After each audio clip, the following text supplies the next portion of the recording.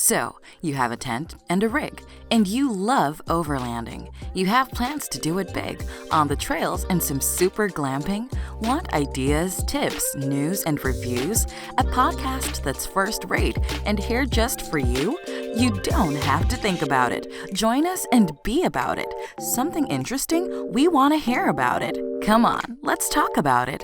Welcome to Waypoint Overland's Random Waypoints podcast.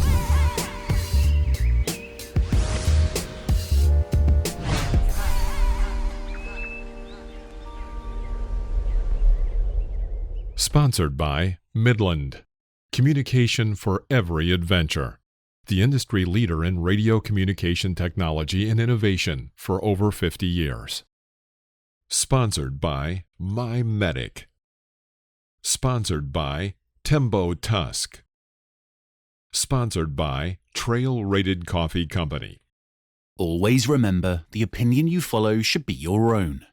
Just consider the things stated here to be a second opinion from a complete stranger online.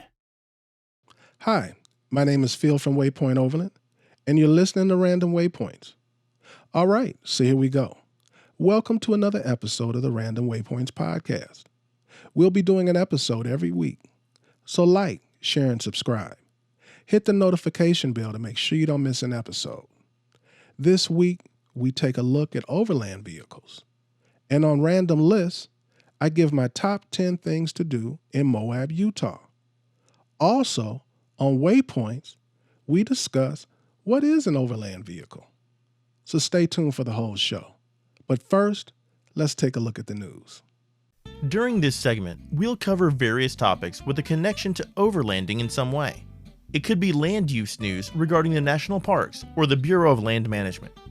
We'll keep you up to date on any auto industry news when it pertains to relevant and potential overlanding vehicles. There will be camping and outdoor industry news, as well as photography and video, fishing, hiking, and on and on. Now, here's the news. With its combination of exclusivity, dynamic excellence, luxuriant spaciousness, and versatility, the BMW X7 has quickly developed into the most successful BMW model in the luxury class. The new BMW X7 is a central pillar in the ongoing product offensive at the most exclusive reaches of the premium carmaker models lineup. The 2023 BMW X7 updates include a new front end, new interior tech, and improvements for the inline-6 and V8 engine options. An available M Sport package adds gloss black trim, 21-inch wheels, and trapezoidal exhaust tips. The M60 model has an M logo on the grille, a body kit, and 22-inch wheels. New for 2023 is the option of a set of 23 inches equipped with summer tires. The standard xDrive 40i model is powered by a twin-turbocharged 3.0-liter inline-6 that provides 375 horsepower and 398 foot-pounds of torque. The M60i model has a 523 horsepower, twin-turbocharged 4.4-liter V8 and a 48-volt hybrid assist. Both engines are coupled to an 8-speed automatic with a sprint function that shifts the transmission into the lowest available gear and puts all the drive modes in the sportiest setting. There's a curved display that has a 12.3-inch screen behind the steering wheel and a 14.9-inch display for the infotainment, all behind a single piece of glass. The 2023 BMW X7 will arrive in the U.S. at the end of the year, starting at $78,845 for the xDrive 40i and $104,095 for the M60i model. And at the beginning of next year, the Alpina XB7 arrives with a starting price of approximately $145,000. The countdown is on. April 26 marks the launch of the all-new, all-electric F-150 Lightning pickup. Ford and UAW leaders will host customers and employees to celebrate the start of F-150 Lightning production at the Rogue Electric Vehicle Center in Dearborn, Michigan.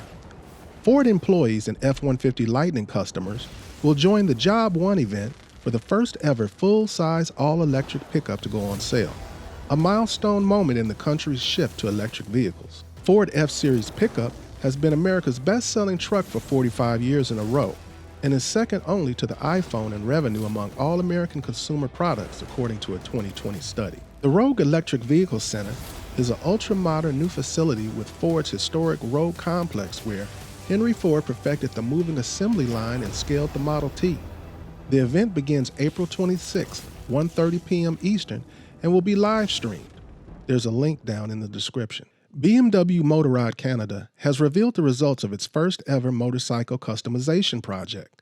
The company has partnered with 3 talented builders from across Canada and given them each a new BMW R18 as their canvas. The selected builders are J. Donovan from Victoria, British Columbia, Konquer Motorcycles from Kelowna, British Columbia, and Augment Motorworks from Toronto, Ontario. The builders revealed their bikes to BMW Motorrad Canada as well as Roland Stocker, BMW Motorrad Project Manager for the Heritage models. Stocker, who was essentially involved in the development of the R18, traveled to Canada for the reveal. The only requirements for the builds were that the custom bikes remain operational and road legal. This summer, the 3 motorcycles will be included in a national retail tour, visiting locations all across Canada. J. Donovan, R18 Future Café. The R18 Future Café is a study in metal fabrication by artisan motorcycle builder J. Donovan. Donovan's design began with a desire to reroute the exhaust up and over the cylinder head and straight back, ending under the seat. A fully redesigned tank and upper section in bare polished aluminum and chopped front and rear fenders in contrasting black make for a long and sleek look. Nick Acosta, Augment Motorworks, R18 Tattooed Chopper. Nick Acosta from Augment Motorworks has applied the classic American chopper style to the big German boxer, which he has nicknamed El Boxador. Fine tattoo-themed paintwork paired with a sissy bar, hand-carved headlight mount, mini ape hanger handlebars, cocktail shaker exhaust, and a custom seat transformed the bike into an instant classic with lighthearted touches. Konquer Motors, R18 Diamond Custom. Rob Thiessen and his team at Konquer Motorcycles have taken the R18 and created a factory custom dragster. Bronze metallic paintwork and pinstriping, modified front and rear fenders, custom seat, and a diamond motif throughout create a low and long factory custom look. In addition, gold-painted BMW roundels and an electronically adjustable exhaust help tie the new look together. The all-new Honda HR-V debuts a clean, sporty, and expressive exterior design for 2023, featuring a bold new grille, longer hood, and sleek roofline. Based on the Honda global architecture, like the award-winning 11th generation Honda Civic, the HR-V is larger than its predecessor, with a longer wheelbase and wider stance, while still remaining sporty and personal. The HR-V is the right size with the space and utility for an adventurous weekend escape, yet nimble to maneuver city streets. Set to launch this summer, the HR-V will feature a more responsive engine and a new independent rear suspension, giving the compact SUV a more confident, refined, and fun-to-drive personality. Inspired by the thrill of new experiences, HR-V's design is ambitious with a strong sense of adventure. A low horizontal beltline that begins with its extended hood and continues over the swell of the rear fenders gives its flowing forms a sense of motion. Wide-set LED headlights and taillights emphasize HR-V's athletic stance. A sculpted hatch and functional tailgate spoiler highlight its sporty proportions. A larger greenhouse provides excellent visibility, enhanced by door-mounted mirrors and HR-V's low cowl. For a cleaner upscale look, laser brazing technology eliminates the need for unsightly roof moldings, and HR-V's windshield wipers hide under the hood line when not in use. More information about the all-new HR-V will be released over the coming months, with interested customers encouraged to learn more at the Future Cars page on Honda.com. From behind the wheel, the extreme off-road capability of the Ultra 4-inspired 2022 Bronco Raptor is complemented by a dynamic display and a fully customizable 12-inch digital cluster that illustrates the optimization enabled by each drive mode. The 12-inch display represents the next evolution of digital technology in the Ford lineup, expanding on the cluster of F-150 Raptor. Headlining this new feature is Performance View, which makes crucial information such as gear state and engine speed easy to read for hardcore off-roaders traveling across the desert. Exclusive Performance View can be used with any mode, but is designed with high-speed off-road racing and Baja mode in mind. Performance View changes a driver's impression of how to use the vehicle with an intuitive layout that puts redline at the 12 o'clock position and uses a drivetrain avatar to really get the focus on optimizing the performance of the drive. The entire focus is to provide the driver with important information as efficiently as possible. The same team that worked on the cluster also designed the improved 12-inch center stack screen, ensuring harmony across all screens to provide easy-to-read, quicker-to-decipher information. In addition, My Mode enables drivers to save all of their favorite steering, exhaust, and suspension settings.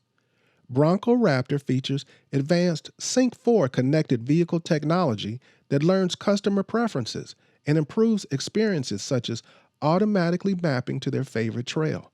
Ford also can use this learning capability to improve the vehicle with more and more capability over time.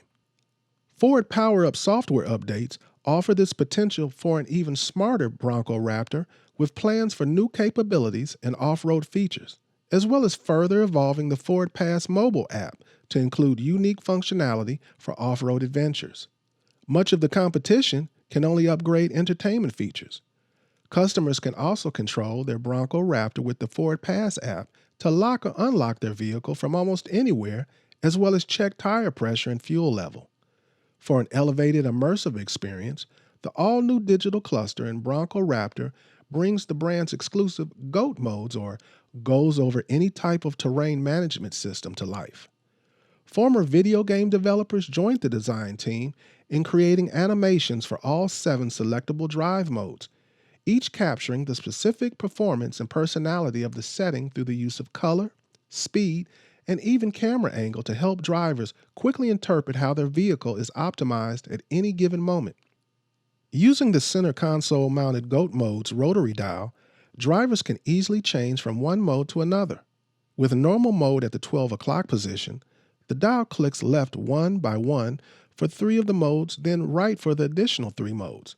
Normal, the screen of the digital cluster uses a subtle blue to show the vehicle in an everyday driving scenario.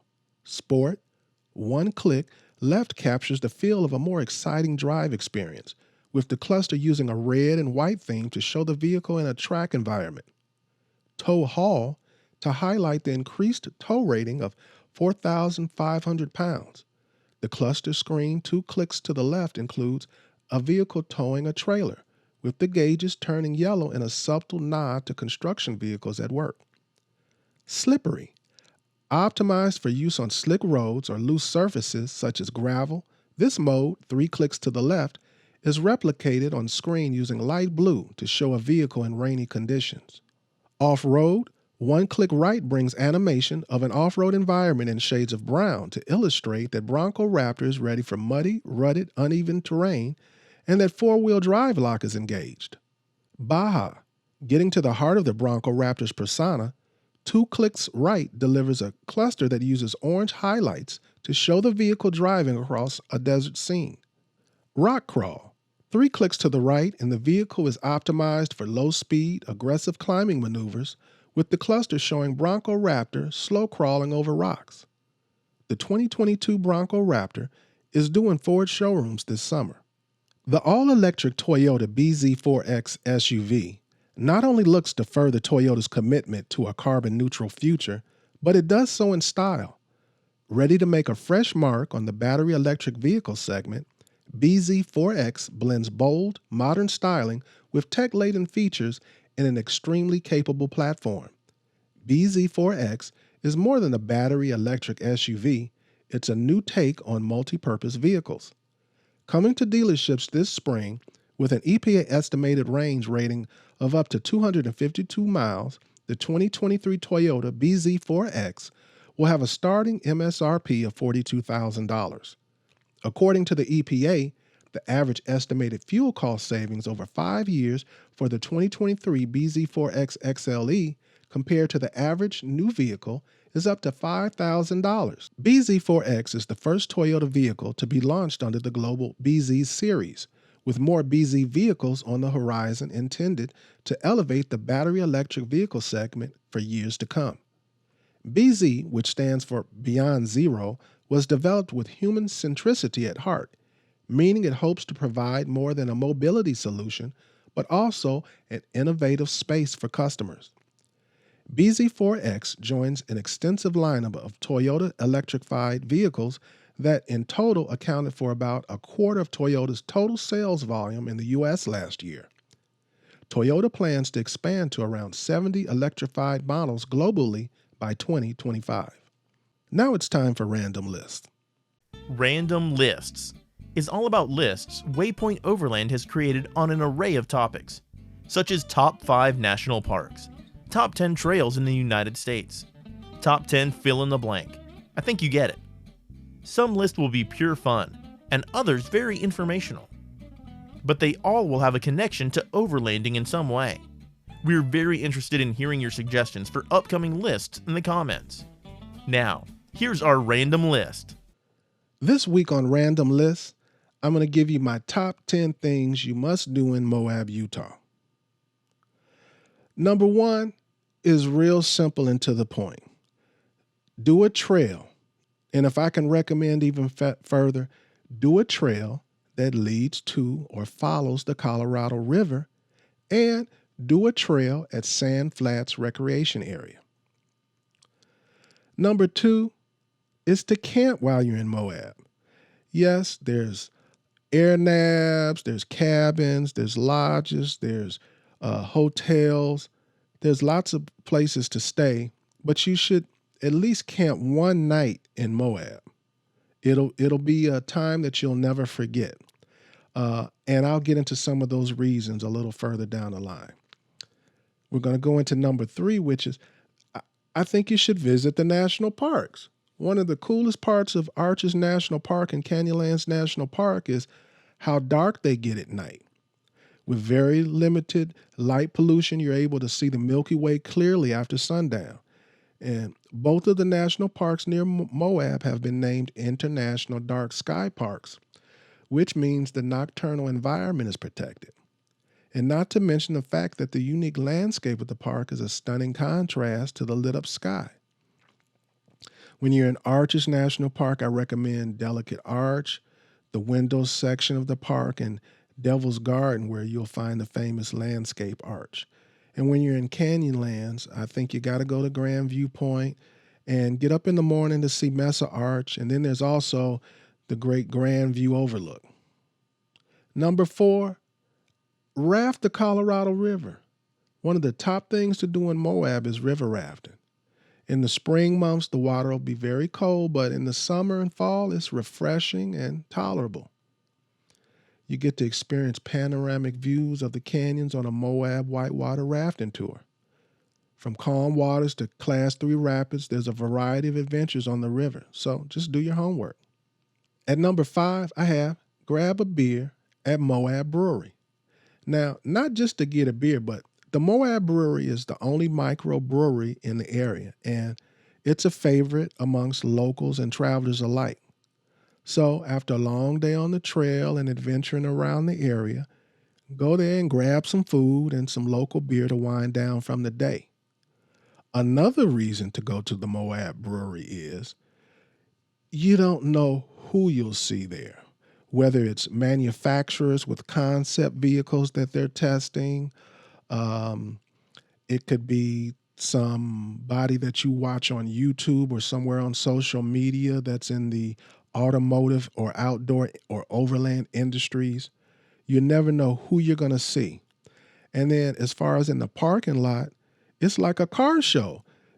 You'll see everything from Unimogs to VW wagons, Jeeps, whatever, and all levels of upgrades from the craziest tricked out thing you ever saw in your life to just some raggedy old dump, but it gets them where they want to go.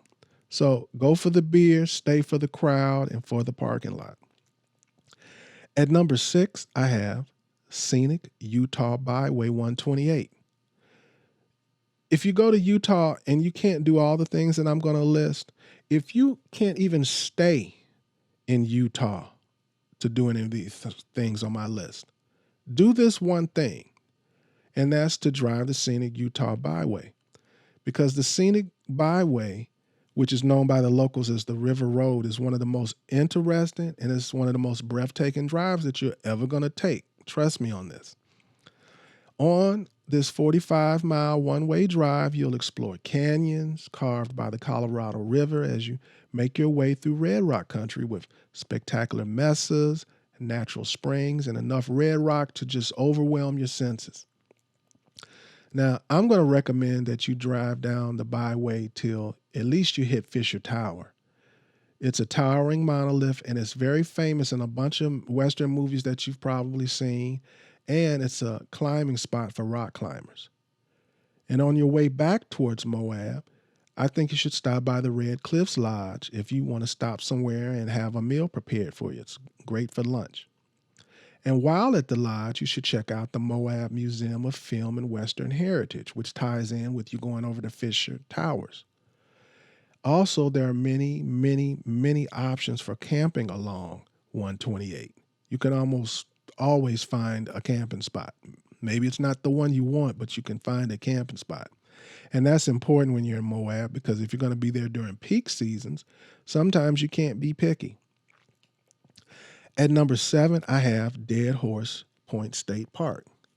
You can catch some of the most beautiful sunsets from the most stunning viewpoints at Dead Horse State Park. It's right outside of Canyonlands National Park, and it's about 40 minutes from Moab. It's easily one of the best sunsets you'll ever see. You know, I always talk about beautiful sunsets, and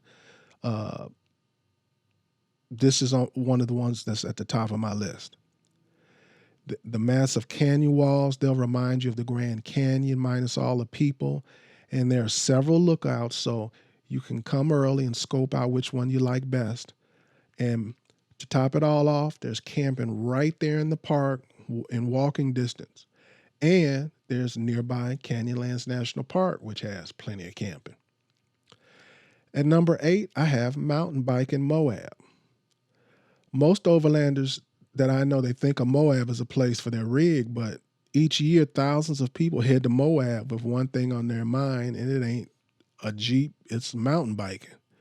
A perfect time to mountain bike here is in the spring or fall when temperatures are mild and not too hot.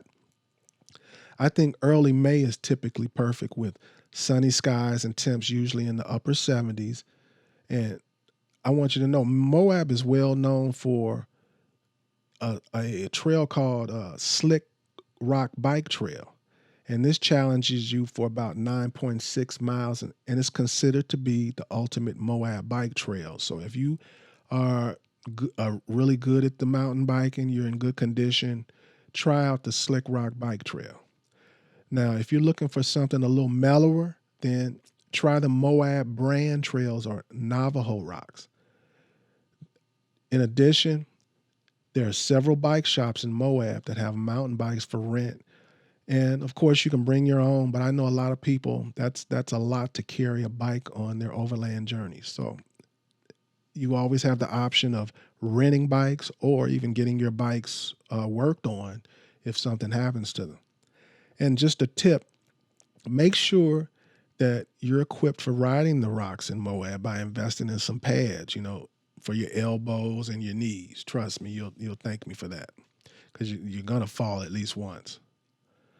At number 9, I have Eat at the Food Truck Park. The Moab Food Truck has a variety of food options that are such a variety that it'll please an entire group, I think. They got pizza, they got Chinese, tacos, corn dogs, hamburgers, gyros, gourmet donuts, Hawaiian shaved ice, all types of stuff. The Moab Food Truck Park has this large food court. It's got a bunch of picnic tables, and then they have those shade sails that keep the sun off of you, but it keeps you cool. And they even have live music and entertainment on weekends. It's located in downtown Moab off of Main Street, so it's easy to get to. And the way it's set up, and it's off of Main Street, so it's perfect for large groups with rigs. So you won't feel like it's troublesome to find parking and be able to sit all together or anything like that. And I also advise going early because the food trucks, each one of them, they shut down as soon as they run out of food. And they do run out of food. And number 10, I have shopping in downtown Moab. This is something I recommend, especially if you're going to be with family or spouse, children.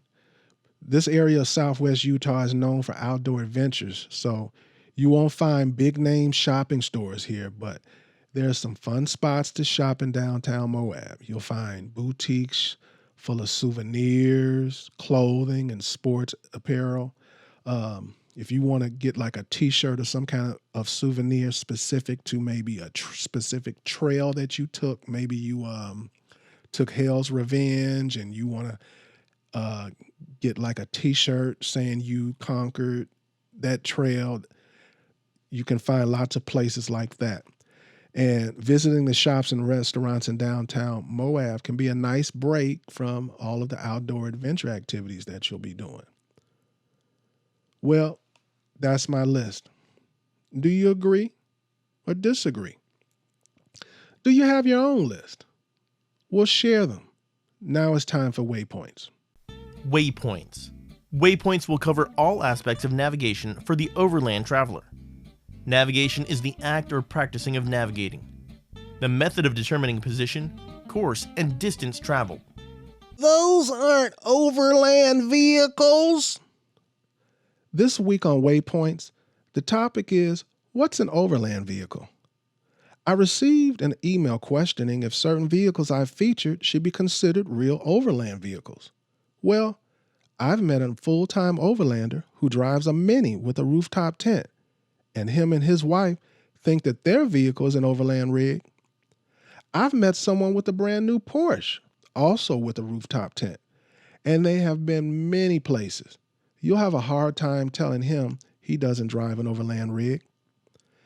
If the vehicle is competent at handling the terrain you'll be covering, and it can haul what you need to sustain living in it or on it or near it, and also if it fits your budget and leaves enough money for your journey, it's the perfect overland rig. Now, I know there's a push to make overlanding and off-roading synonymous, but they're not. Don't get me wrong, off-roading can absolutely be a part of overlanding, no doubt. But driving trails does not make you an overlander. So I feature any vehicles that can potentially take you on an overland journey. The perfect overland rig for me doesn't mean it's the perfect overland rig for you and your needs. Well, that wraps up another episode of the podcast. Make sure to like, share, and subscribe. And with that, everybody stay safe, tread lightly, and hopefully I'll see you here or on a trail soon. You have been listening to Waypoint Overland's Random Waypoints. Like, subscribe, and stay tuned for more.